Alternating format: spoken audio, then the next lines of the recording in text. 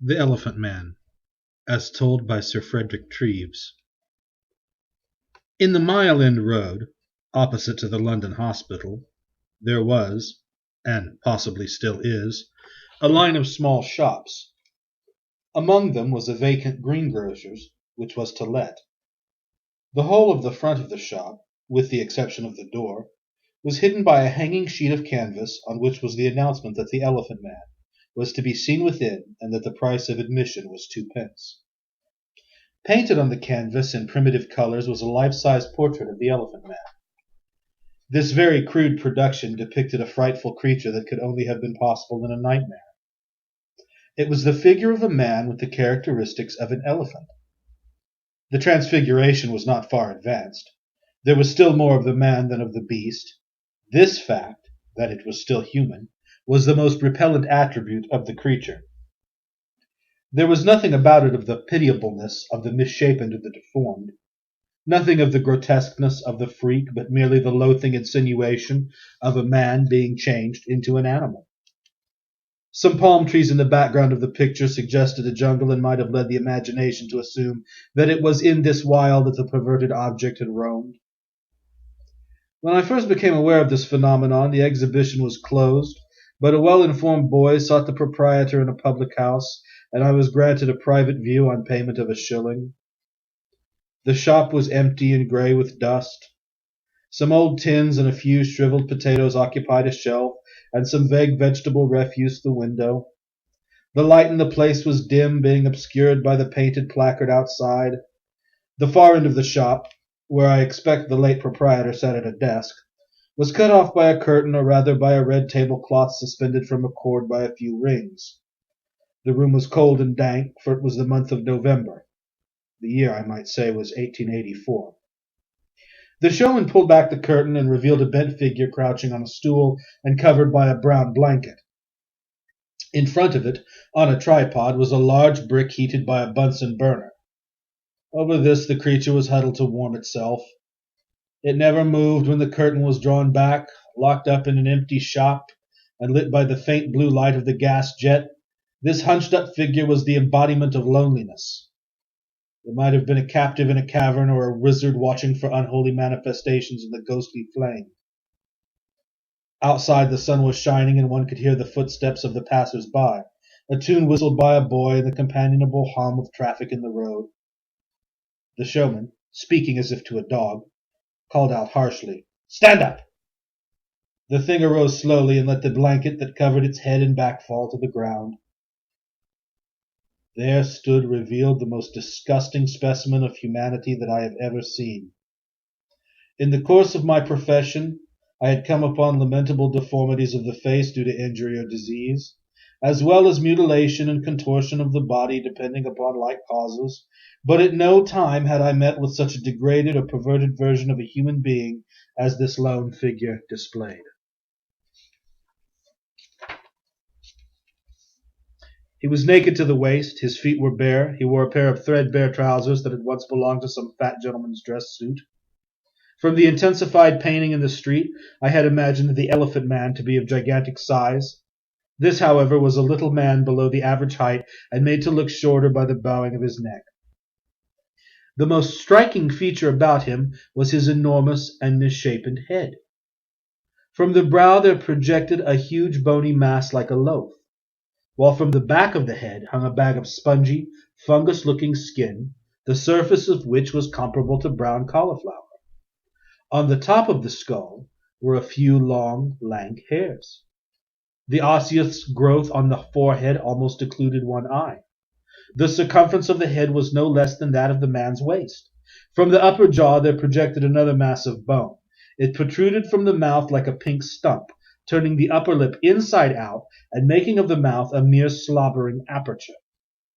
This growth from the jaw had been so exaggerated in the painting as to appear to be a rudimentary trunk or tusk.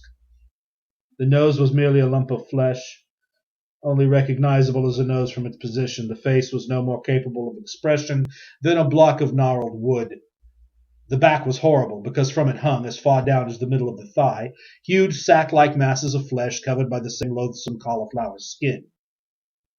The right arm was of enormous size and shapeless. It suggested the limb of the subject of elephantiasis. It was overgrown also with pendant masses of the same cauliflower-like skin. The hand was large and clumsy, a fin or paddle rather than a hand. There was no distinction between the palm and the back. The thumb had the appearance of a radish, while the fingers might have been thick, tuberous roots. As a limb, it was almost useless. The other arm was remarkable by contrast. It was not only normal, but was, moreover, a delicately shaped limb covered with fine skin and provided with a beautiful hand which any woman might have envied. From the chest hung a bag of the same repulsive flesh. It was like a dewlap suspended from the neck of a lizard. The lower limbs had the characters of the deformed arm. They were unwieldy, dropsical-looking, and grossly misshapen. To add a further burden to his trouble, the wretched man, when a boy, developed hip disease, which had left him permanently lame, so that he could only walk with a stick. He was thus denied all means of escape from his tormentors. As he told me later, he could never run away. One other feature must be mentioned to emphasize his isolation from his kind. Although he was already repellent enough, there arose from the fungus skin growth with which he was almost covered a very sickening stench which was hard to tolerate. From the showman I learned nothing about the Elephant Man except that he was English, that his name was John Merrick, and that he was 21 years of age. As at the time of my discovery of the Elephant Man, I was the lecturer on anatomy at the medical college opposite, I was anxious to examine him in detail and to prepare an account of his abnormalities. I therefore arranged with the showman that I should interview his strange exhibit in my room at the college. I became at once conscious of a difficulty. The Elephant Man could not show himself in the streets. He would have been mobbed by the crowd and seized by the police. He was, in fact, as secluded from the world as the man in the Iron Mask. He had, however, a disguise, although it was almost as startling as he was himself. It consisted of a long black cloak which reached to the ground. Whence the cloak had been obtained I cannot imagine. I had only seen such a garment on the stage wrapped about the figure of a Venetian bravo. The recluse was provided with a pair of bag-like slippers in which to hide his deformed feet. On his head was a cap of a kind that never before was seen. It was black like the cloak, had a wide peak and the general outline of a yachting cap. As the circumference of Merrick's head was that of a man's waist, the size of this headgear may be imagined. From the attachment of the peak, a gray flannel curtain hung in front of the face. In this mask was cut a wide horizontal slit through which the wearer could look out. This costume, worn by a bent man hobbling along with a stick, is probably the most remarkable and the most uncanny that has as yet been designed. I arranged that Merrick should cross the road in a cab, and to ensure his immediate admission to the college I gave him my card. This card was destined to play a critical part in Merrick's life. I made a careful examination of my visitor, the result of which I embodied in a paper. I made little of the man himself. He was shy, confused, not a little frightened, and evidently much cowed. Moreover, his speech was almost unintelligible. The great bony mass that projected from his mouth blurred his utterance and made the articulation of certain words impossible. He returned in a cab to the place of exhibition, and I assumed that I had seen the last of him, especially as I found next day that the show had been forbidden by the police and that the shop was empty. I suppose that Merrick was imbecile and had been imbecile from birth.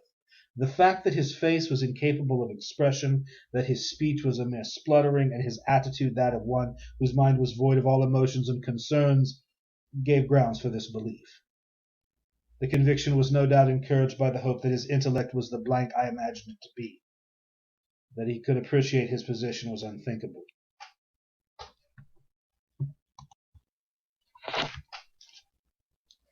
Here was a man in the heyday of youth who was so vilely deformed that everyone he met confronted him with a look of horror and disgust. He was taken about the country to be exhibited as a monstrosity and an object of loathing. He was shunned like a leper, housed like a wild beast, and got his only view of the world from a peephole in a showman's cart. He was, moreover, lame, had but one available arm, and could hardly make his utterances understood. It was not until I came to know that Merrick was highly intelligent, that he possessed an acute sensibility, and worse than all, a romantic imagination, that I realized the overwhelming tragedy of his life. The episode of the Elephant Man was, I imagined, closed, but I was fated to meet him again 2 years later under more dramatic conditions.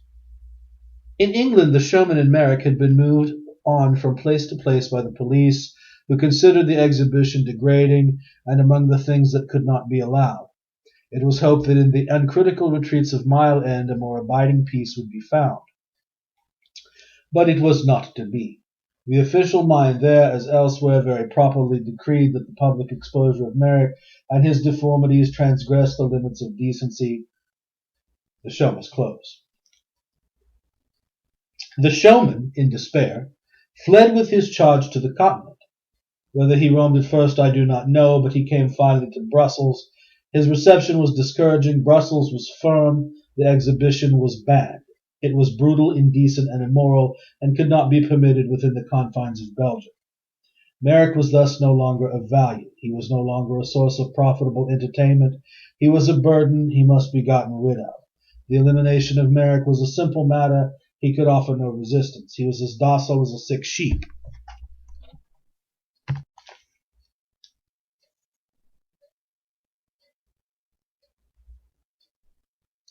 Merrick was thus no longer of value. He was no longer a source of profitable entertainment. He was a burden. He must be gotten rid of. The elimination of Merrick was a simple matter. He could offer no resistance. He was as docile as a sick sheep.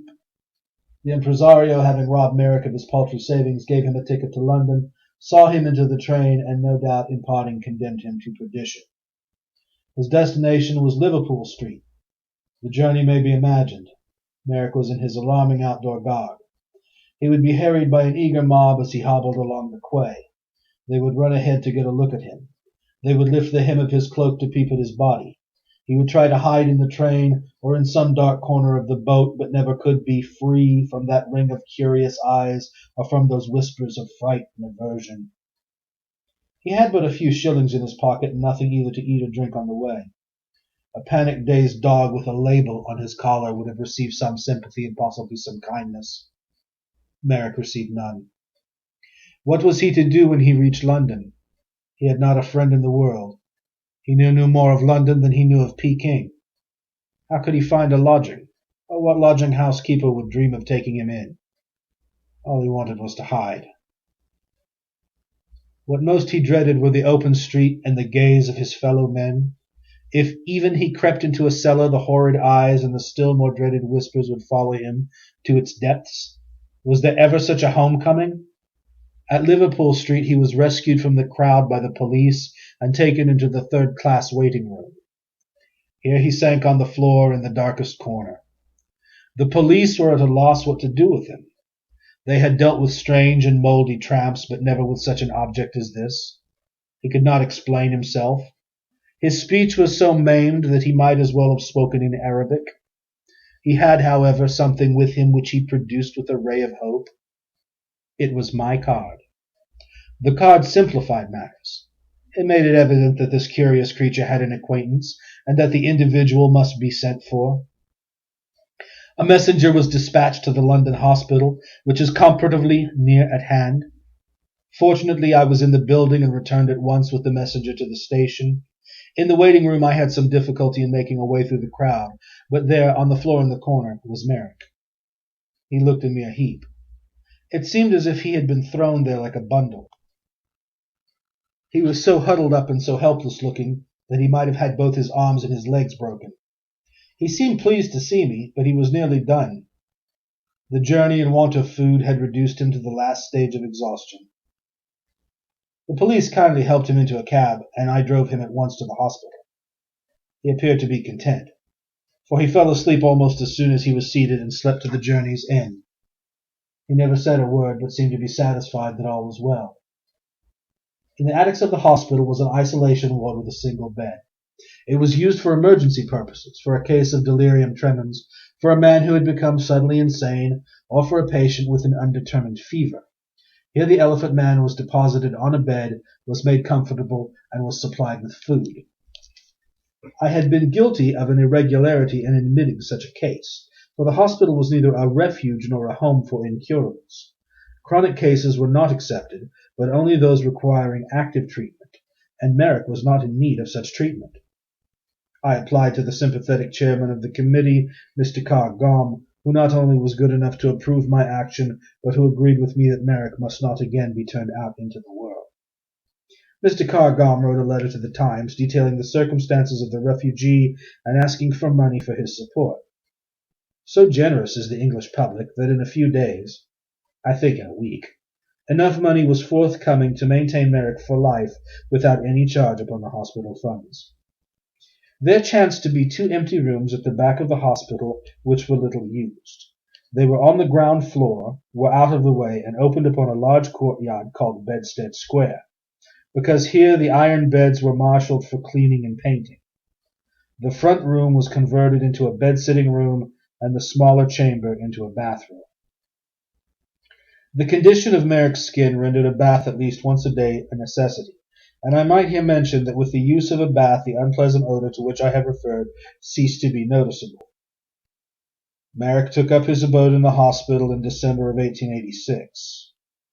He had now something he had never dreamed of, never supposed to be possible, a home of his own for life.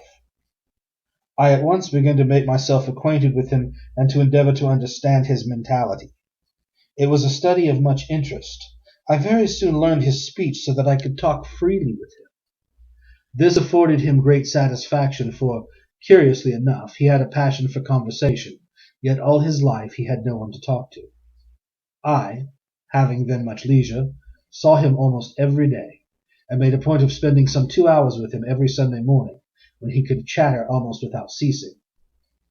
It was unreasonable to expect one nurse to attend to him continuously, but there was no lack of temporary volunteers. As they did not all acquire his speech, it came about that I had occasionally to act as an interpreter. I found Merrick, as I have said, remarkably intelligent. He had learned to read and had become a most voracious reader.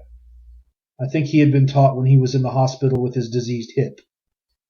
His range of books was limited. The Bible and prayer book he knew intimately, but he had subsisted for the most part upon newspapers, or rather upon such fragments of old journals as he had chanced to pick up.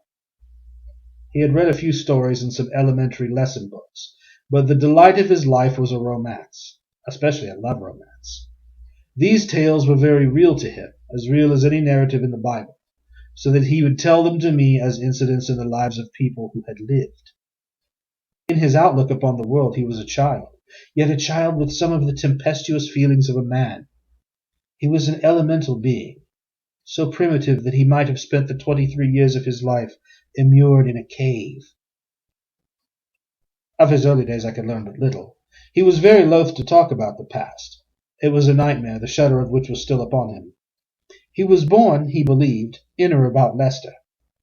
Of his father he knew absolutely nothing. Of his mother he had some memory.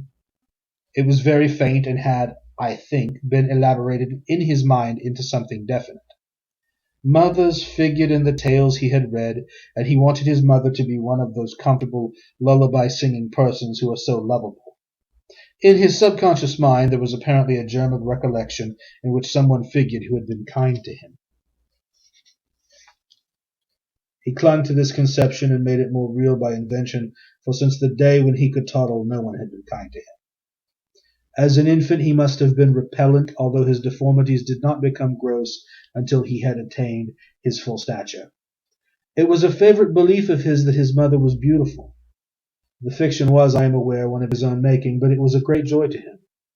His mother, lovely as she may have been, basically deserted him when he was very small, so small that his earliest clear memories were of the workhouse to which he had been taken.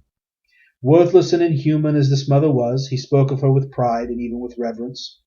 Once, when referring to his own appearance, he said, "It is very strange, for you see, mother was so beautiful."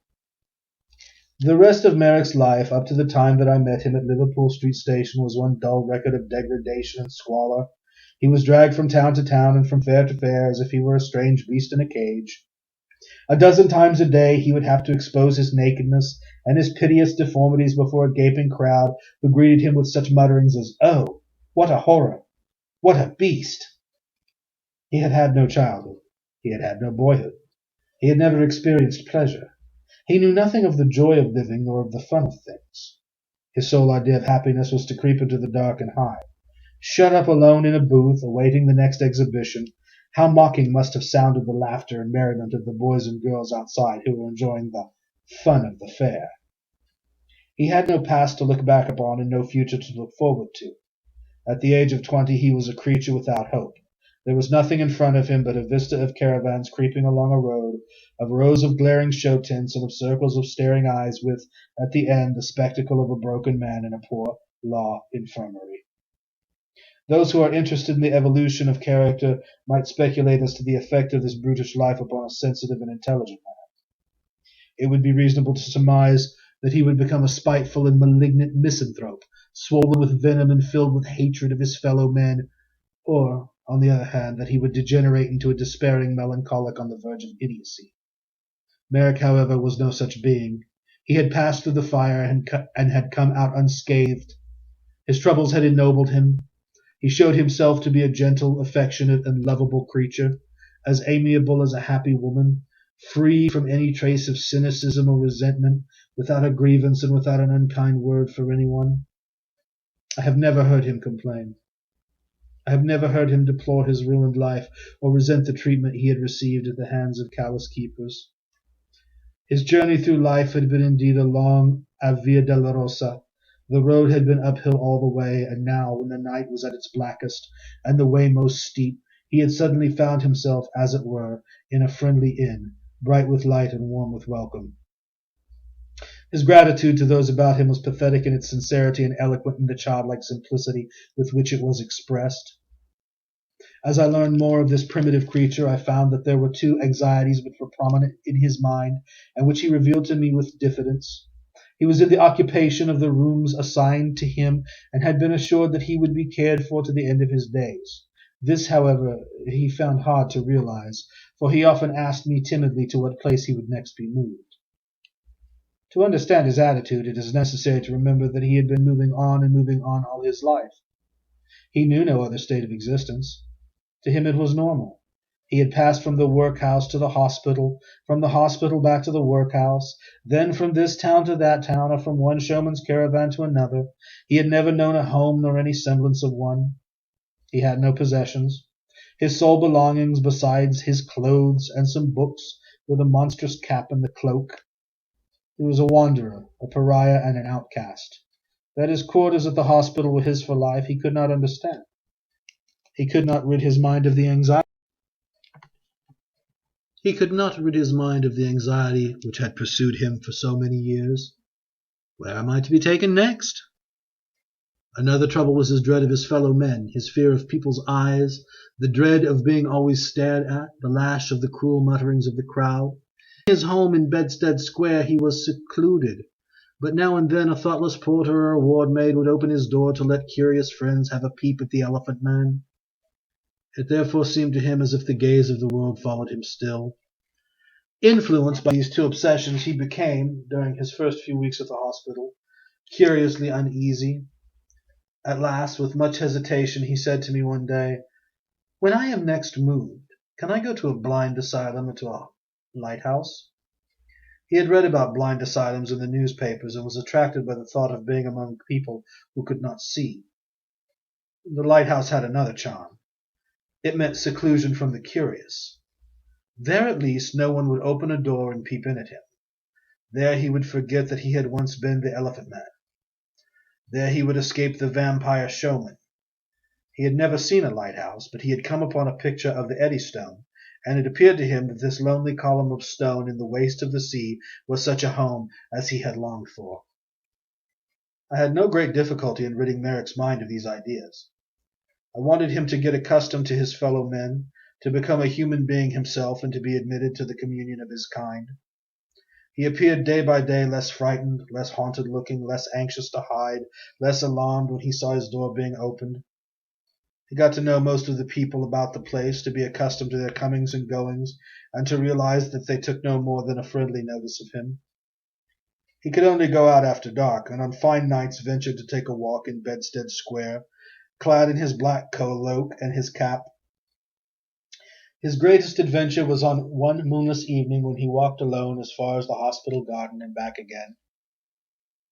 To secure Merrick's recovery and to bring him, as it were, to life once more, it was necessary that he should make the acquaintance of men and women who would treat him as a normal and intelligent young man, and not as a monster of deformity. Women I felt to be more important than men in bringing about his transformation. Women were the most frightened of him, the more disgusted at his appearance, and the more apt to give way to irrepressible expressions of aversion when they came into his presence. Moreover, Merrick had an admiration for women of such a kind that it attained almost to adoration. This was not the result of his personal experience. They were not real women, but the products of his imagination. Among them was the beautiful mother surrounded at a respectful distance by heroines from the many romances he had read. His first entry to the hospital was attended by a regrettable incident. He had been placed on the bed in the little attic, and a nurse had been instructed to bring him some food. Unfortunately, she had not been fully informed of Merrick's unusual appearance. As she entered the room, she saw on the bed, propped up by white pillows, a monstrous figure as hideous as an Indian idol. She at once dropped the tray she was carrying and fled, with a shriek, through the door. Merrick was too weak to notice much, but the experience, I am afraid, was not new to him. He was looked after by volunteer nurses whose ministrations were somewhat formal and constrained. Merrick, no doubt, was conscious that their service was purely official, that they were merely doing what they were told to do, and that they were acting rather as automata than as women. They did not help him to feel that he was of their kind. On the contrary, they, without knowing it, made him aware that the gulf of separation was immeasurable. Feeling this, I asked a friend of mine, a young and pretty widow, if she thought she could enter Merrick's room with a smile, wish him good morning, and shake him by the hand. She said she could, and she did. The effect upon poor Merrick was not quite what I had expected. As he let go her hand, he bent his head on his knees and sobbed until I thought he would never cease. The interview was over. He told me afterwards that this was the first woman who had ever smiled at him, and the first woman in the whole of his life who had shaken hands with him. From this day the transformation of Merrick commenced, and he began to change, little by little, from a hunted thing into a man. It was a wonderful change to witness, and one that never ceased to fascinate me. Merrick's case attracted much attention in the papers, with the result that he had a constant succession of visitors. Everybody wanted to see him. He must have been visited by almost every lady of note in the social world. They were all good enough to welcome him with a smile and to shake hands with him. The Merrick whom I had found shivering behind a rag of a curtain in an empty shop was now conversant with duchesses and countesses and other ladies of high degree. They brought him presents, made his room bright with ornaments and pictures, and what pleased him more than all, supplied him with books. He soon had a large library, and most of his day was spent in reading. He was not the least spoiled, not the least puffed up. He never asked for anything, never presumed upon the kindness meted out to him, and was always humbly and profoundly grateful. Above all, he lost his shyness. He liked to see his door pushed open and people to look in. He became acquainted with most of the frequenters of Bedstead Square, would chat with them at his window and show them some of his choicest presents. He improved in his speech, although to the end his utterances were not easy for strangers to understand. He was beginning, moreover, to be less conscious of his unsightliness, a little disposed to think it was, after all, not so very extreme. Possibly this was aided by the circumstances that I would not allow a mirror of any kind in his room. The height of his social development was reached on an eventful day when Queen Alexandra, then Princess of Wales, came to the hospital to pay him a special visit. With that kindness which marked every act of her life, the Queen entered Merrick's room smiling and shook him warmly by the hand. Merrick was transported with delight. This was beyond even his most extravagant dream. The Queen made many people happy, but I think no gracious act of hers ever caused such happiness as she brought into Merrick's room when she sat by his chair and talked to him as to a person she was glad to see. Merrick, I may say, was now one of the most contented creatures I have chanced to meet. More than once he said to me, "I am happy every hour of the day." This was good to think upon when I recalled the half-dead heap of miserable humanity I had seen in the corner of the waiting room at Liverpool Street. Most men of Merrick's age would have expressed their joy and sense of contentment by singing or whistling when they were alone. Unfortunately, poor Merrick's mouth was so deformed that he could neither whistle nor sing. He was satisfied to express himself by beating time upon the pillow to some tune that was ringing in his head. I have many times found him so occupied when I have entered his room unexpectedly. One thing that always struck me as sad about Merrick was the fact that he could not smile. Whatever his delight might be, his face remained expressionless. He could weep, but he could not smile. The Queen paid Merrick many visits and sent him every year a Christmas card with a message in her own handwriting. On one occasion she sent him a signed photograph of herself. Merrick, quite overcome, regarded it as a sacred object and would hardly allow me to touch it. He cried over it, and after it was framed had it put up in his room as a kind of icon. I told him that he must write to Her Royal Highness to thank her for her goodness. This he was pleased to do, as he was very fond of writing letters, never before in his life having had anyone to write to. I allowed the letter to be dispatched unedited.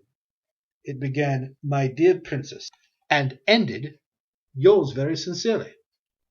Unorthodox as it was expressed in terms any courtier would have envied.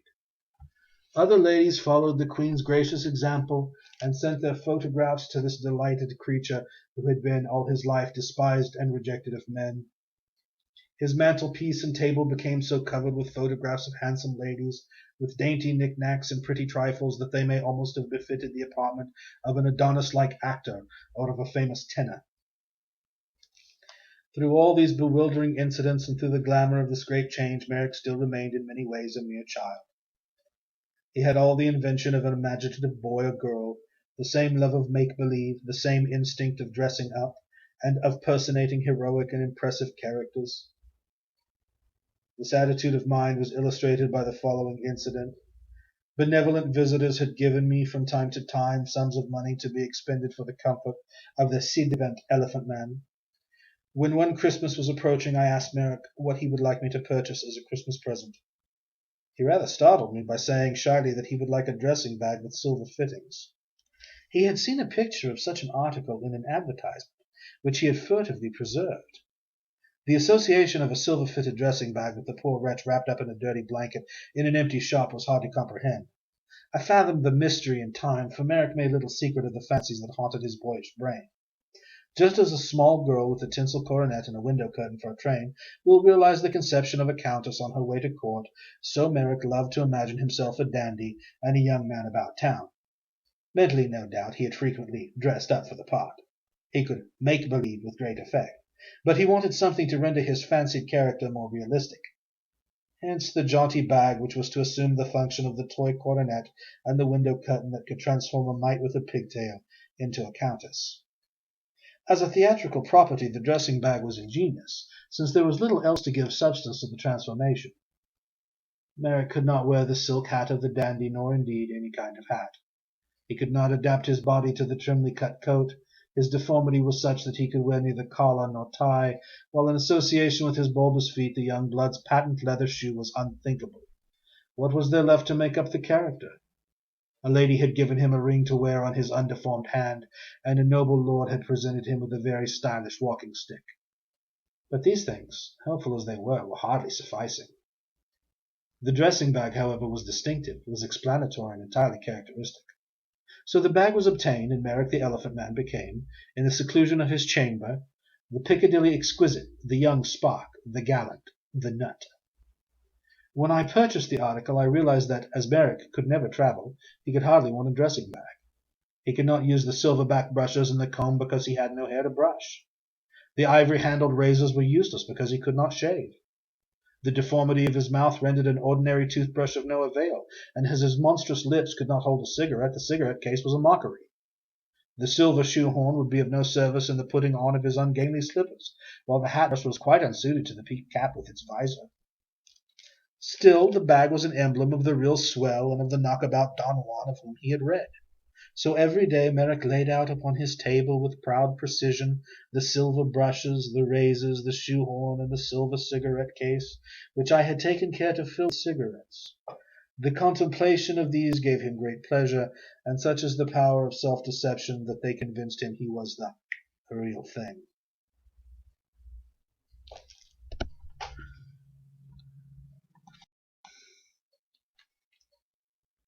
I think there was just one shadow in Merrick's life. As I have already said, he had a lively imagination, he was romantic, he cherished an emotional regard for women, and his favorite pursuit was the reading of love stories. He fell in love, in a humble and devotional way, with, I think, every attractive lady he saw. He no doubt pictured himself the hero of many a passionate incident. His bodily deformity had left unmarred the instincts and feelings of his years. He was amorous. He would like to have been a lover, to have walked with the beloved object in the languorous shades of some beautiful garden, and to have poured into her ear all the glowing utterances that he had rehearsed in his heart. And yet, the pity of it! Imagine the feelings of such a youth when he saw nothing but a look of horror creep over the face of every girl whose eyes met his. I fancy when he talked of life among the blind there was a half-formed idea in his mind that he might be able to win the affection of a woman if only she were without eyes to see. As Merrick developed, he began to display certain modest ambitions in the direction of improving his mind and enlarging his knowledge of the world. He was as curious as a child and as eager to learn. There were so many things he wanted to know and to see. In the first place, he was anxious to view the interior of what he called a real house. Such a house as figured in many of the tales he knew. A house with a hall, a drawing-room where guests were received, and a dining-room with plates on the sideboard, and with easy chairs into which the hero could fling himself.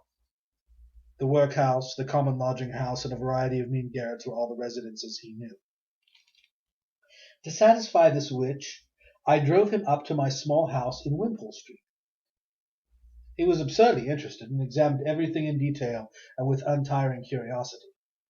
I could not show him the pampered menials and the powdered footmen of whom he had read, nor could I produce the white marble staircase of the mansion of romance, nor the gilded mirrors and the brosaded divines which belonged to that style of residence. I explained that the house was a modest dwelling of the Jane Austen type, and as he had read Emma, he was content. A more burning ambition of his was to go to the theatre. It was a project very difficult to satisfy. A popular pantomime was then in progress at Drury Lane Theatre, but the problem was how so conspicuous a being as the Elephant Man could be gotten there, and how he was to see the performance without attracting the notice of the audience and causing a panic or, at least, an unpleasant diversion. The whole matter was most ingeniously carried through by that kindest of women and most able of actresses, Mrs. Kendall. She made the necessary arrangements with the lessee of the theatre. A box was obtained. Merrick was brought up in a carriage with drawn blinds and was allowed to make use of the royal entrance so as to reach the box by a private stair. I had begged 3 of the hospital sisters to don evening dress and to sit in the front row in order to dress the box, on the one hand, and to form a screen for Merrick on the other. Merrick and I occupied the back of the box, which was kept in shadow. All went well, and no one saw a figure, more monstrous than any on the stage, mount the staircase across the corridor. One has so often witnessed the unconstrained delight of a child at its first pantomime, but Merrick's rapture was much more intense as well as much more solemn. Here was a being with the brain of a man, the fancies of a youth, and the imagination of a child. His attitude was not so much that of delight as of wonder and amazement. He was awed. He was enthralled. The spectacle left him speechless, so that if he was spoken to, he took no heed. He often seemed to be panting for breath. I could not help comparing him with a man of his own age in the stalls. This satiated individual was bored to distraction, would look wearily at the stage from time to time, and then yawn as if he had not slept for nights. While at the same time Merrick was thrilled by a vision that was almost beyond his comprehension. Merrick talked of this pantomime for weeks and weeks. To him, as to a child with the faculty of make-believe, everything was real. The palace was the home of kings, the princess was of royal blood, the fairies were as undoubted as the children in the street, while the dishes at the banquet were of unquestionable gold. He did not like to discuss it as a play, but rather as a vision of some actual world. When this mood possessed him, he would say, "I wonder what the prince did after we left," or "Do you think that poor man is still in the dungeon?" And so on and so on. The splendor and display impressed him, but I think the ladies of the ballet took a still greater hold upon his fancy. He did not like the ogres and the giants, while the funny men impressed him as irreverent. Having no experience as a boy of romping and ragging, of practical jokes or of larks, he had little sympathy with the doings of the clown, but I think, moved by some mischievous instinct in his subconscious mind, he was pleased when the policeman was smacked in the face, knocked down, and generally rendered undignified. Later on, another longing stirred the depths of Merrick's mind. It was a desire to see the country, a desire to live in some green secluded spot and there learn something about flowers and the ways of animals and birds. The country, as viewed from a wagon on a dusty highroad, was all the country he knew. He had never wandered among the fields, nor followed the windings of a wood. He had never climbed to the brow of a breezy down. He had never gathered flowers in a meadow. Since so much of his reading dealt with country life, he was possessed by the wish to see the wonders of that life himself. This involved a difficulty greater than that presented by a visit to the theatre. The project was, however, made possible on this occasion also by the kindness and generosity of a lady, Lady Knightley, who offered Merrick a holiday home in a cottage on her estate. Merrick was conveyed to the railway station in the usual way, but as he could hardly venture to appear on the platform, the railway authorities were good enough to run a second-class carriage into a distant siding.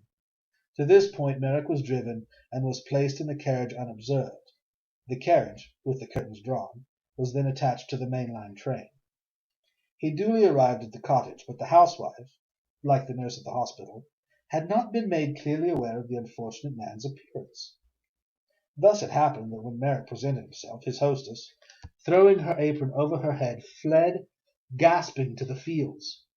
She affirmed that such a guest was beyond her powers of endurance, for when she saw him she was that took as to be in danger of being permanently all of a tremble.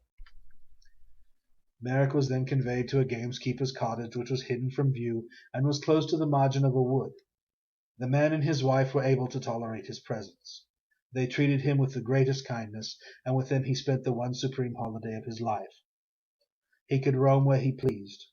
He met no one on his wanderings, for the wood was preserved and denied to all but the gamekeeper and the forester. There is no doubt that Merrick passed in this retreat the happiest time he had as yet experienced. He was alone in a land of wonders. The breath of the country passed over him like a healing wind. Into the silence of the wood the fearsome voice of the showman could never penetrate. No cruel eyes could peep at him through the unfriendly undergrowth.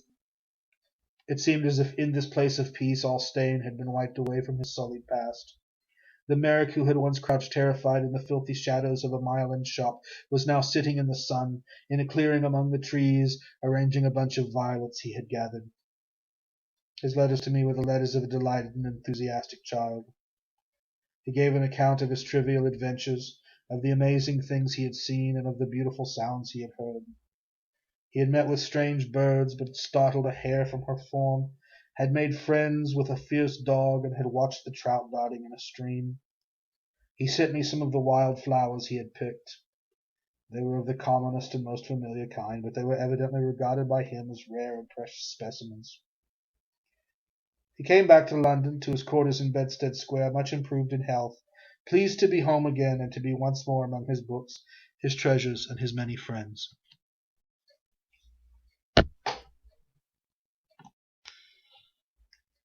Some 6 months after Merrick's return from the country, he was found dead in bed. This was in April of 1890. He was lying on his back as if asleep, and had evidently died suddenly and without a struggle, since not even the coverlet of the bed was disturbed. The method of his death was peculiar. So large and so heavy was his head that he could not sleep lying down. When he assumed the recumbent position, the massive skull was inclined to drop backwards, with the result that he experienced no little distress. The attitude he was compelled to assume when he slept was very strange. He sat up in bed with his back supported by pillows. His knees were drawn up and his arms clasped round his legs, while his head rested on the points of his bent knees. He often said to me that he wished he could lie down to sleep like other people. I think on this last night he must, with some determination, have made the experiment. The pillow was soft, and the head, when placed on it, must have fallen backwards and caused a dislocation of the neck. Thus it came about that his death was due to the desire that had dominated his life, the pathetic but hopeless desire to be like other people. As a specimen of humanity, Merrick was ignoble and repulsive, but the spirit of Merrick, if it could be seen in the form of the living, would assume the figure of an upstanding and heroic man, smooth-browed and clean of limb, and with eyes that flashed undaunted courage. His tortured journey had come to an end. All the way he, like another, had borne on his back a burden almost too grievous to bear. He had been plunged into the slough of despond, but with manly steps had gained the farther shore. He had been made a spectacle to all men in the heartless streets of Vanity Fair. He had been ill-treated and reviled and bespattered with the mud of disdain. He had escaped the clutches of the giant despair, and at last had reached the place of deliverance, where his burden loosed from off his shoulders and fell from off his back, so that he saw it no more. That is the end of The Elephant Man by Sir Frederick Treves.